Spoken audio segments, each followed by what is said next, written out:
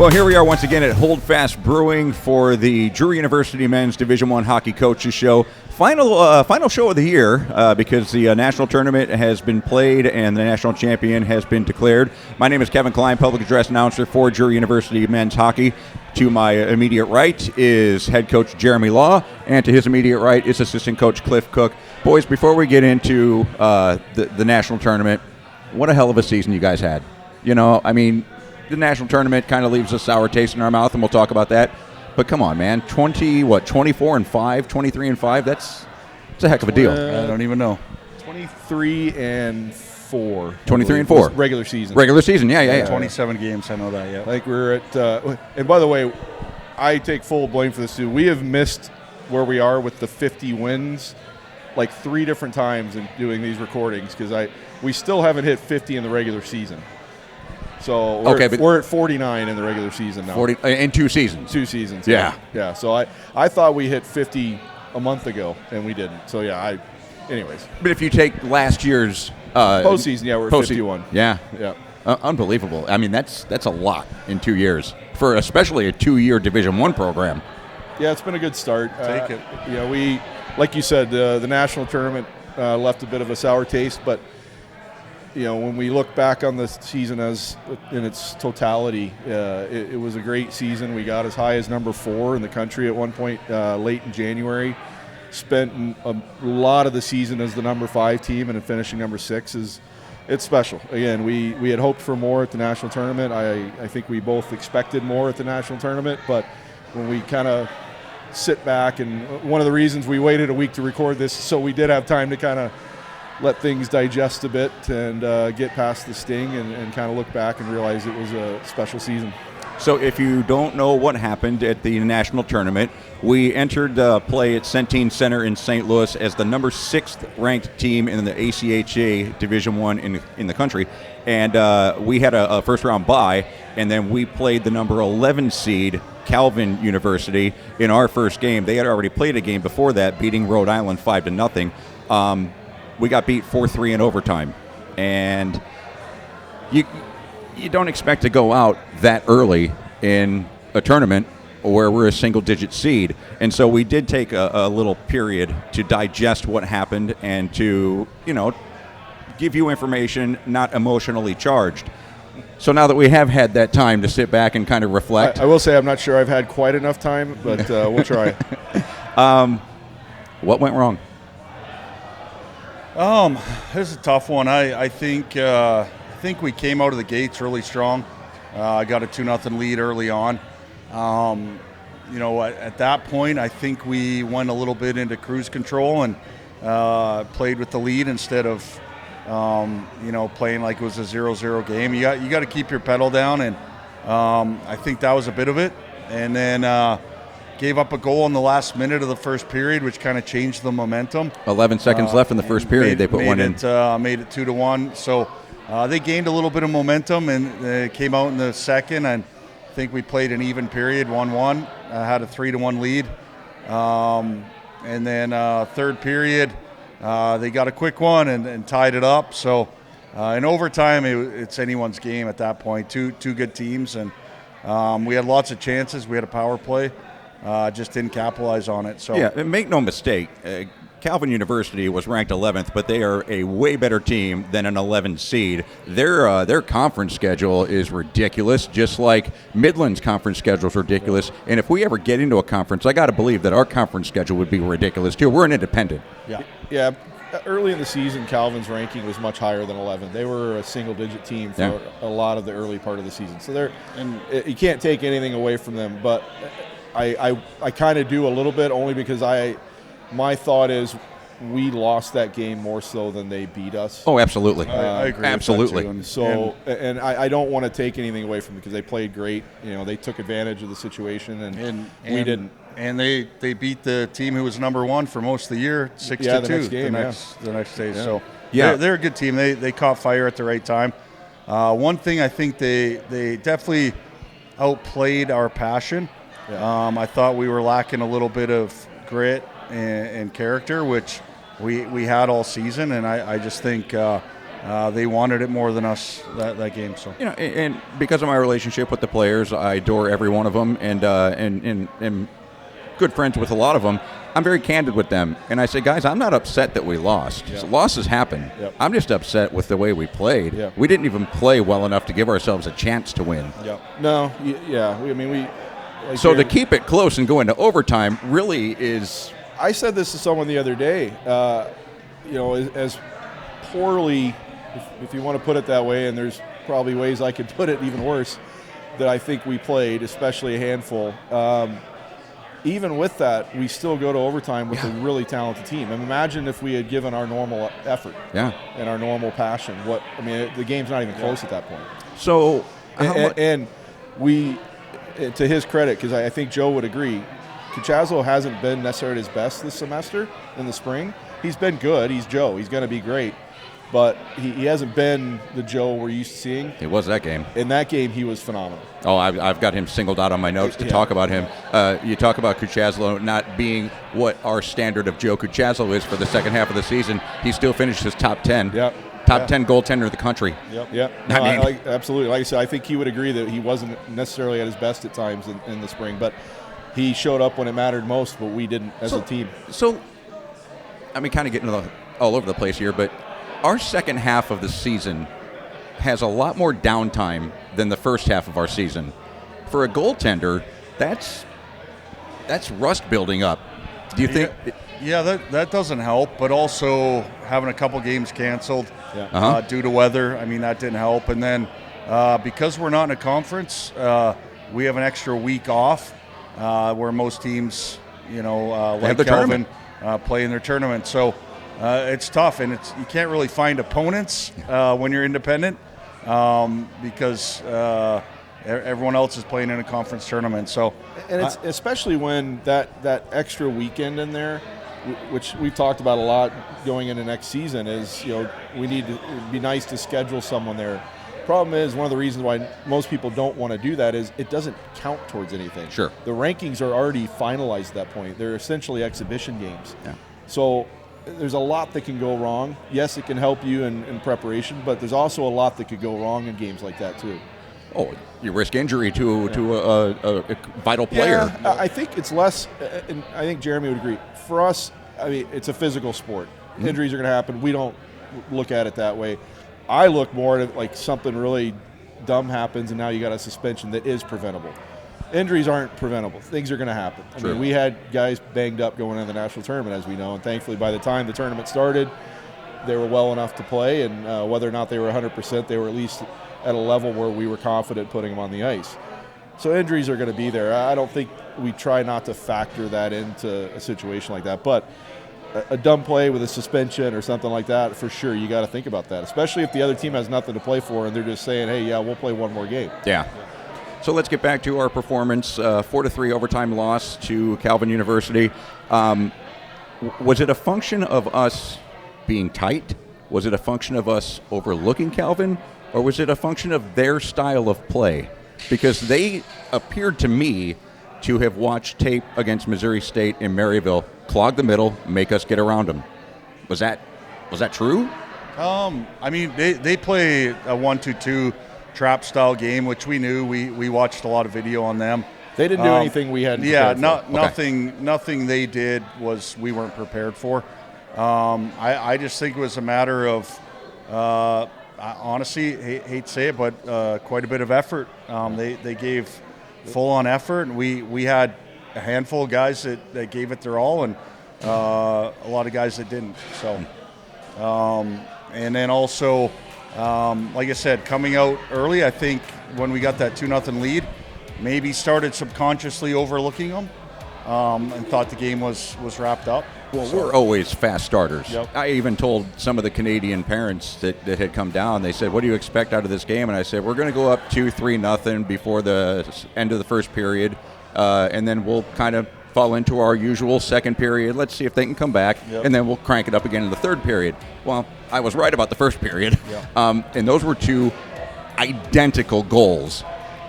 Was that because we were clicking on all cylinders, or were we exploiting? We came out buzzing like we usually do. Like you said, I think and 90% of our games we get the first goal. And like I said, I think I don't know if guys. It's hard for me to be in the mind of the guys, but maybe we thought the game was over before it was over.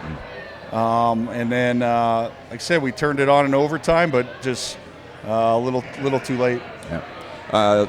We talked about Kuchazlo. I think he made. Well, I know in overtime he made 2 game-saving goals. That one that he kicked out his shin guard. Oh, that was amazing. That was NHL level. He was great, but he didn't have a chance on the game winner. No, not at all. We were out of position on that game winner, and not Joe's fault whatsoever. Yeah. No, I thought the people that stood out for me. I thought Brewer played a great game, sacrificed his body a couple of different times, got down on the ice. Yep. You were talking earlier about a couple players that were being playing injured. I couldn't tell. No. I couldn't tell. And I'm going to name names. I thought Matty Johnson had a great game. We've said it for 2 years. He's steady Eddie. Matty Johnson. You just know what you're going to get from Matt. He's going to work hard. That line was really good. Luke Aston got honorable mention, all tournament team, well deserved. Could have been a number of guys, but he definitely earned that. Probably deserved more, but when you only play one game and you lose it, you're going to be good to get that honorable mention. Yeah. So, obviously that whole line with KT and Maddie and Luke played well, and our white line that's been arguably our best line in this second half of the season with Devin and with Big Joe Davidson and Tyson in the middle there. They were great again. They had a lot of chances. I thought for sure they were going to net a couple of them, but unfortunately they just couldn't put the puck in the back of the net, but they had opportunities for sure. So how was the bus ride home? We're not on the bus, so I wasn't either. I was in my car. Yeah, I was. I had gone up early. It was quiet for sure. Obviously, the guys were disappointed. I think everyone kind of realized if you play hard and play your best and you lose, you can take losses like that. Mm-hmm. But to kind of like you said earlier, Kelvin didn't beat us; we beat ourselves. Those are the tough losses to take. So. I take fault as well. Maybe I didn't get the guys fired up enough, but part of my job as a coach is have the guys ready. So we didn't show up, and that's for us to figure out what we got to do. So, Lozzie, don't be so hard on yourself. If you want to blame anybody, you blame the guy that read the lineup. No, because that definitely fired him up. Yeah, we got the 2-0 lead for sure because of that. Yeah, really. Boys came out fired up for that. Yeah, they came out fired up, but once, like Lozzie said a couple times here, once we got that lead, they kind of set back a bit instead of continuing to put the pressure on. When it was 3-1, is when I noticed that we kind of took the foot off the pedal, and I think that's where the game kind of transitioned. And when they made it 3-2, I got nervous. That was when I think everyone got nervous. You know what I mean? And you can't play nervous. You can't play scared with the lead. So, okay, we go into overtime. In the regular season, overtime is 3-on-3. Why change it in the national tournament? I think it's the right way, and it's the same as the NHL or the higher, NCAA. They you want to get a winner playing 5-on-5 the way the game's meant to be played. But don't they know we don't lose on a 3-on-3 situation? We don't lose 3-on-3 or shootouts. I was telling everybody that because they were asking me, they're like, "Is it going to be 3-on-3?" And I'm like, "Well, if it is, we win." Yeah. But sure enough, it was 5-on-5, and and we, Jeremy and I talked about it, and I talked about it with our buddy John the other day at McCreary. I mean, up until the moment they scored, we pretty well dominated that overtime period. Mm-hmm. That was probably the best we had played all game, frankly, was that overtime period. And then that goal was the first time we didn't have the lead all game. Yeah, It was the first time we were trailing. So it was a weird game. I was, a little surprised to see Kelvin go on and win 6-2 against Niagara. Yeah. Because I think, like I said, I think we win that game more often than not for sure. And that one, because a couple people have told me, is like, well, at least they kept winning and you didn't just. I was like, no, that makes it worse because that tells me when we play our best hockey, not only are we beating them, we're beating the team they just beat 6-2. Yeah. And it just, I don't fall into that, well, you got beat by the better, the national champion or whatever that argument can be. Like, that doesn't help. Yeah. It doesn't help at all, especially when we played the way we did. If we played our best hockey, like Jeremy said, still lost. And we lost that game, and then they go on and beat Niagara 6-2, more power to them. Absolutely. I'll be like, all right, sure, they deserve it. And like he said, they got hot at the right time for sure, but with how we played and then the results that followed after, that's where my frustration level continued to rise. Because I know, I've said this publicly, I said it publicly after the fact because I didn't want to bring it up beforehand. I don't believe in jinxes, but I just didn't want to make myself look like an idiot because at this point I would. I was 100% convinced we were at minimum going to make it to the semifinals. What happened after that, who knows? But I was convinced we were going to get one more step further than we did last year. Mm-hmm. I was sure of it. And to lose the way we did in the second round was a kick in the gut for sure. Yeah, so last year we do make it to the quarterfinals and finish 9th in the country. This year we go into the tournament 6th ranked in the country. We already talked at the outset of this program that we are now 49 regular season wins in 2 seasons as an ACHA Division I team. Where do we go from here? And by the way, we still have not hit double-digit losses total. I know, right? So just throwing that out, that's pretty cool too. Yeah, it really is. Only 6 in the regular season, and now 2 in the national tournament. So crazy. No, I think we continue to grow, get deeper, get better. We're improving our schedule. That's something we're working on doing now that we're an established team. We have a lot of teams that want to play us. So Cookie and I have been piecing together a schedule that'll play tougher competition throughout the year, which I think ultimately will help us at the national tournament. So, and I think what we talked about before is finding that balance in the schedule too. We don't necessarily want a Midland type schedule. As much as that may have helped them as far as ranking goes, I don't know that it helped them in the end. We want a balance of those top 5 teams and some of those, higher 20s, maybe lower 30s teams. Uh-huh. And as we're looking into what our schedule might look like for next year, I think we've got that, including potentially one very, very highly ranked team. When will the schedule be released? I would anticipate sometime midsummer. Midsummer? Midsummer. And that'll be released on the Instagram page, Facebook page? It'll be all over social media, yep. Hopefully. I would say we have it 90% complete right now, but part of it is putting it together for our budget next year and getting it approved by the school and all the good stuff that comes with that. So we've been working on it, and I think it's definitely going to be a step in the right direction. So is there a way for us to buy season tickets already? Not yet. Hopefully soon. We don't have that yet because we're even finalizing just how many home games we're going to have.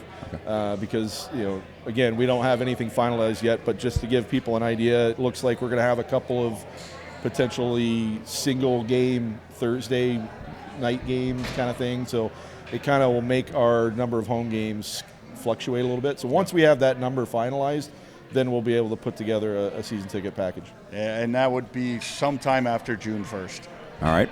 Well, as regular viewers of the Coaches Show, you probably know that in segment number 2, we talked to some of the players. That's not going to happen on this one, but we are going to have a segment number 2. We're going to take a break right now, retool, and then come back and talk about the season as a whole and bring up a couple of different names that I have thoughts on, and I want to get their coaches' thoughts on too. So coming up in segment number 2 here at Holdfast Brewing, the Drury University Men's Hockey Coaches Show.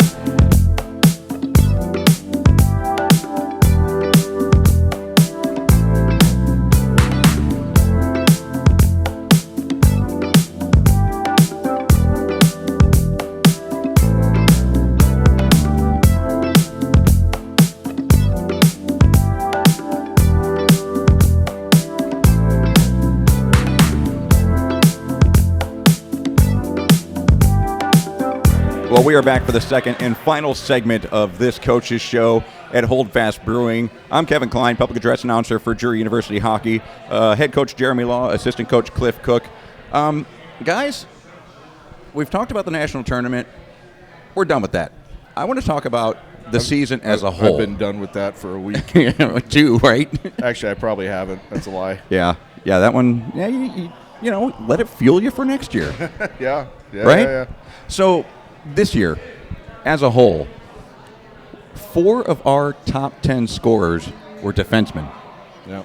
What's that say about our defensive core? I would love to say coaching, but obviously we're not going to get into that because I can't say that. Oh, sure, you're good. It's a testament to the guys we have. I mean, they're, played their asses off all year and good recruiting for sure. So very offensive-minded guys. Is that our guys or is that our system? It's a little of both, but it's really, it's the guys too. And part of what we're looking for, and even this year, the last 2 years, as much success as we have had, is also still finding that balance. Because we do, if we're going to probably here in a bit talk a little bit about recruiting. We don't have any announcements yet, but we're close. The problem is right now playoffs are going on in juniors, so guys are focused on that. But, it's finding a balance of those offensive guys, but also some kind of more old school, steady Eddie, stay at home, kind of big, tough defensemen that can allow those guys to go, knowing we've got that support back there. And so that's going to be as we get into that conversation here in a bit. That's going to be a big focus of ours, is finding more of that kind of that toughness, that grit that we're kind of missing. Yeah, well, in both of your answers, you touched on things that I definitely want to talk about. Recruiting is one of them, and balanced scoring is another one. But let's talk. Let's just highlight our 4 defensemen who are top 10 in scoring on our team. GSP, number 44, number 22, Lucas Sidonic, number 13, Francis Young-Menard, who unfortunately has played his final collegiate hockey game. Yeah. Yeah, and then number 6, Lucas Ravenstein. You talk about balanced scoring.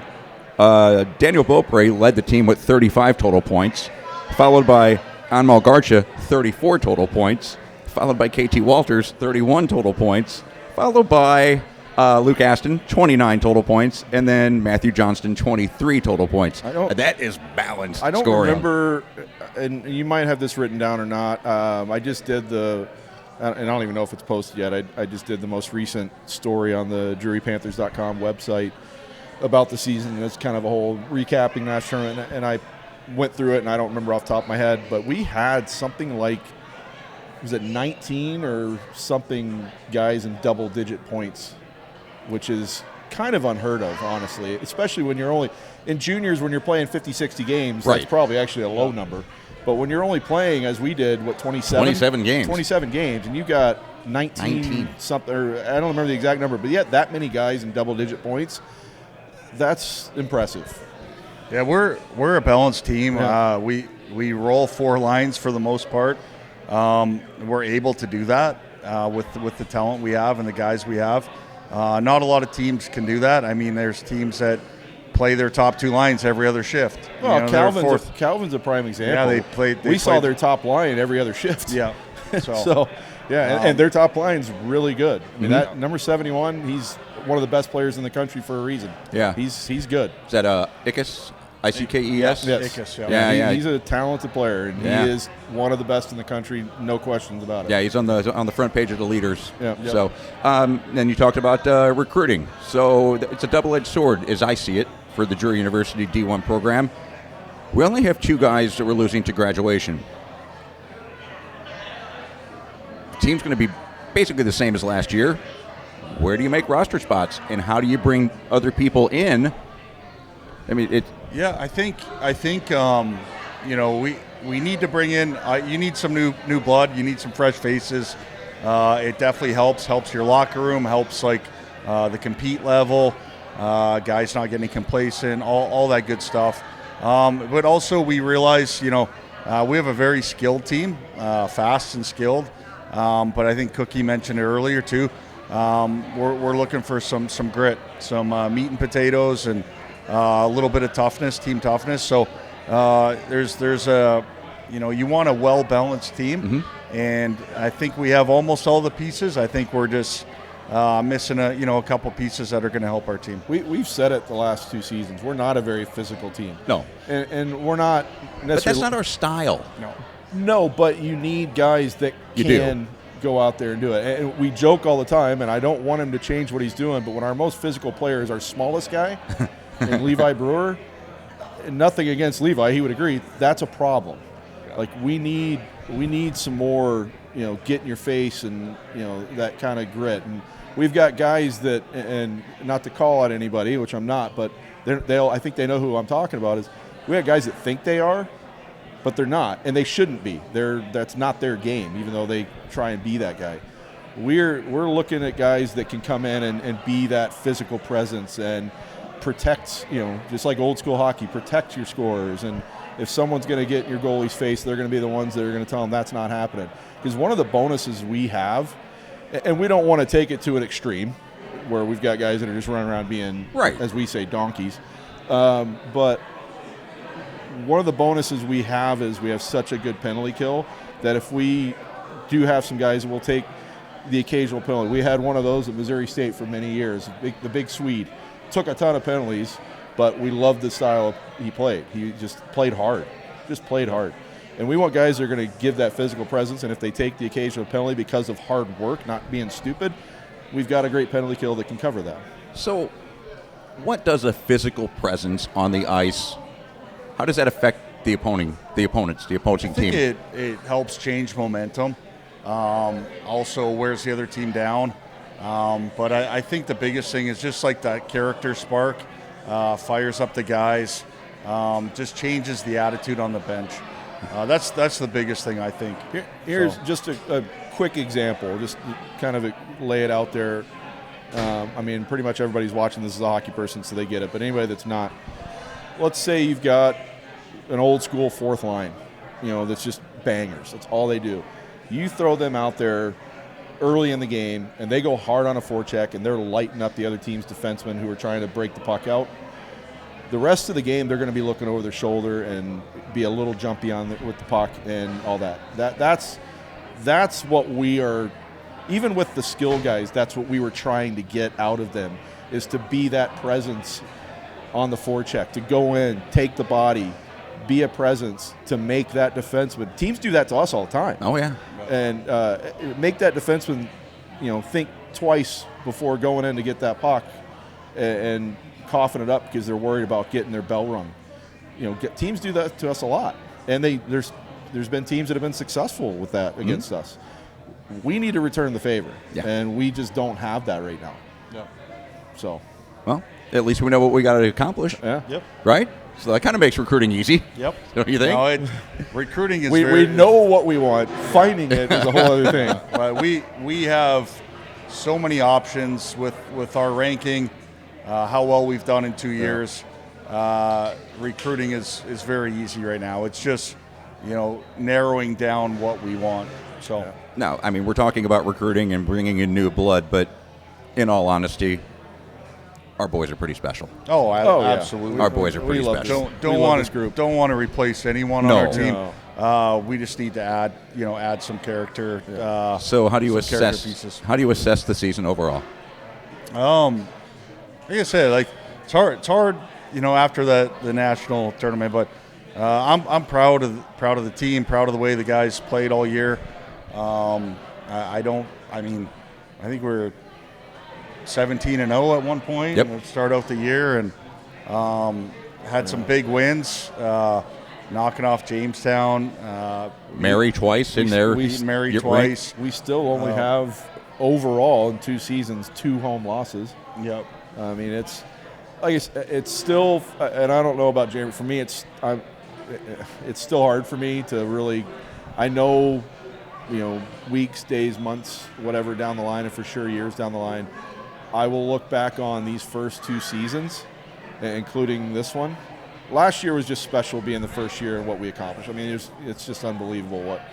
This year we went into it with a different attitude, saying last year was the inaugural year, special, cool. That's over now. Now we can't hide, and we didn't accomplish what we wanted. Regular season, I would even argue we didn't accomplish it there. And it sounds crazy to say, 4 losses is not good enough. Losing 3 times to Maryville is not good enough, and it's just not with the talent we have on this team and the goaltending we have on this team. It's 4 losses, and I know, again, for a lot of people, a 4-loss season is unbelievable. And for us, knowing what we have, it's just not good enough. Yeah. And that's just the way I look at it. But that's coach speak right there. That's not fan speak. That's coach speak. Okay. Yeah. Coaches are never satisfied. We could have made it to the semifinals, and you guys would still be finding something to say. Well, it depends on how we played. Yeah. Very true. Depends on how we played. Yeah. Very true. Well, guys, as a fan and as a small member of the organization, Not a small member at all. we Not at all. I love what you guys do. I love the product you guys put on the ice. I love being a part of it, and it's the most fun time of the year, man. I went up to Kansas City with Danny McIntyre last night, and I haven't seen him since the last home game. Yeah. We talked about up to Kansas City and back last night was, man, how special was this season? How much fun is hockey? Yeah. Yeah. It's Well, fun. Great group of guys. Great staff. Great volunteers. Yeah. Great support. Great and fans and and a families. growing booster club, Yep. which is great. I will say, you mentioned moving into next year. We are keep an eye out, everybody watching, for some. Jeremy and I've had, well, actually all four of us, the three of us and your lovely wife Trish, had some great conversations about some ideas for next year with regards to fundraising. Some kind of unique sponsorship ideas, getting away from some sponsorships and converting those into other ideas that make more sense. So we've got some fun ideas, but we definitely need all the support we can get. We're going to hopefully have some stuff coming up pretty soon to really do that, in addition to the season tickets, which is always fun. But yeah, some hopefully unique sponsorship and fundraising ideas, because we can't do this without that kind of support for sure. Yep, absolutely. Well, guys, have a great off season. I know we'll be in touch, Yep. and then we'll look forward to late August when the boys report back, and then get it up and going again. Absolutely. All right, this has been the Drury University D1 Men's Hockey Coaches Show. Head coach Jeremy Law, assistant coach Cliff Cook, and I'm Kevin Kline, your public address announcer. Thank you for tuning in all season long. Thank you for supporting Drury University Panthers hockey, D1 and D3. We'll see you next season at Brightspeed Ice Park. Go Panthers.